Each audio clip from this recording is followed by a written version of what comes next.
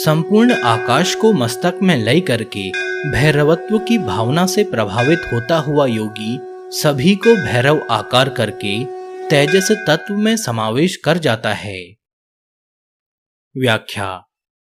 जैसा कि मालिनी विजय वार्तिक में कहा गया है, योगी नीले, पीले, हरे सभी प्रकार के आकाशों को लय युक्ति के द्वारा हृदय के भीतर तथा बाह्य रंध्र में स्थित परम आकाश में लय करता हुआ, उस आकाश को भी सृष्टिकर्ता शिव में लय करता हुआ, विभेद की भावना उत्पन्न करने वाले मायव अंश को भी तेज के द्वारा ग्रसित करता हुआ सर्व संहारक होने के कारण तिमिर रूप कृष्ण आकाश में लीन हो जाता है।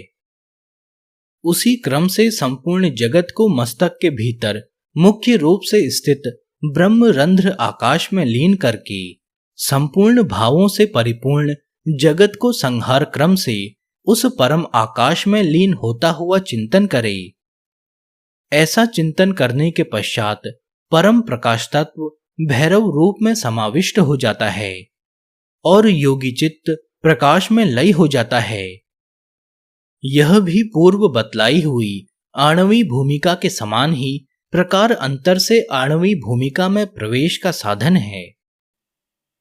भेद उत्पन्न करने वाले विषय का ज्ञान जागृत, बाह्य का प्रकाश स्वप्न तथा तम सुषुप्ति, विश्व आदि को भैरव रूप समझकर अनंत प्रकाश को प्राप्त करता है।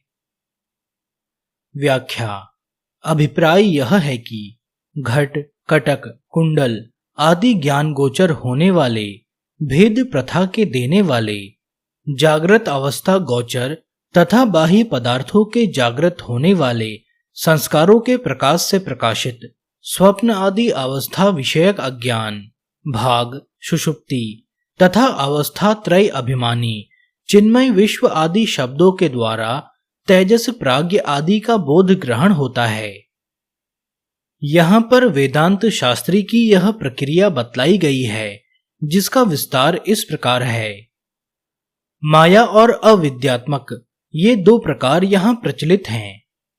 सतत्व, रज और तम तीनों गुणों की साम्यावस्था का नाम प्रकृति है। विशुद्ध सतत्व प्रधान माया कही गई है तथा मलिन सतत्व प्रधान अविद्या। माया प्रतिबिंबित चिदात्मा, मैं यह सब जानता हूं, मैं यह सब करता हूं इत्यादि सर्वज्ञ आदि गुण का आश्रय ईश्वर कहलाता है। वह एक है, मैं करता हूं, भोगता हूं। इस प्रकार अविद्या प्रतिबिंबित चिन्मय आत्मा विद्या से पृथक पृथक अहम अभिमानी जीवन प्राज्ञ कहलाता है। वह जीवन देव, तिर्यक और मनुष्य आदि भेद से अनेक प्रकार का है। अतिवाहिक लिंग शरीर विषयक अभिमानवान जीव कहलाते हैं। मैं सुखी हूं, मैं दुखी हूं, मैं भूखा हूं, इस प्रकार के अंतःकरण के धर्मों को अपने भीतर अध्यास करने से तेजस कहलाता है। कारण शरीर शब्द से संबोधित होने वाली अविद्या के द्वारा अलग अलग अहमता अभिमानी जीवन प्राज्ञ कहलाते हैं। एक एक स्थूल शरीर के द्वारा गोचर होने वाले स्थूल, कृश, स्वस्थ आदि अभिमान वाले तेजस जीव ही विश्व कहलाते हैं। उपरोक्त लक्षण वाली माया से आवृत परमेश्वर सकल सूक्ष्म शरीर विषयक अहमता अभिमान से हिरण्यगर्भ कहलाता है। इसी हिरण्यगर्भ को स्थूल शरीर अभिमान से आवृत होने पर वैश्वानर संज्ञा से अभिहित किया जाता है।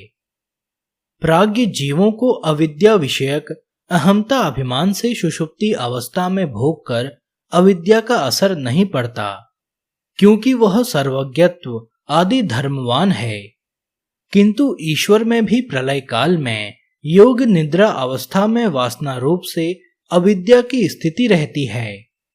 यदि ऐसा न हो तो कूटस्थ दशा में कर्तव्य भोक्तृत्व अभिमान वाली अविद्या के निकल जाने के बाद जीव दशा का प्रादुर्भाव कैसे हो सकता है। यह संपूर्ण विश्व तेजस प्राज्ञ आदि प्रपंच समूह को तुरीयावस्था रूप भैरव स्वरूप को जानकर अनंत प्रकाश रूप बन जाता है, तब उसे सर्व खलविदम ब्रह्म, इस प्रकार यह दिखलाई देने वाला कि सब कुछ ब्रह्म है, ब्रह्म के अतिरिक्त कुछ नहीं है, ऐसा बोध होता है। यह तैमिरी धारणा का सूत्रपात है। अब इस तैमिरी धारणा को बतलाया जा रहा है। इस प्रकार कृष्ण पक्ष की मेघाच्छादित रात्रि में चिरकाल तक अंधकार के स्वरूप का चिंतन करता हुआ योगी भैरव रूप को प्राप्त कर लेता है। इसी प्रकार नेत्रों को निमीलित करके अपने सामने फैले हुए काले रूप का चिंतन करता हुआ उसको भैरव स्वरूप समझकर प्रकाशमय भैरव बन जाता है। किसी भी इंद्रिय के नष्ट हो जाने से अथवा निरोध मात्र कर लेने से अद्वितीय शून्य में प्रवेश करने वाले योगी को अंतर्मुख होने पर वही परम चैतन्य तत्व का प्रकाश प्राप्त होता है।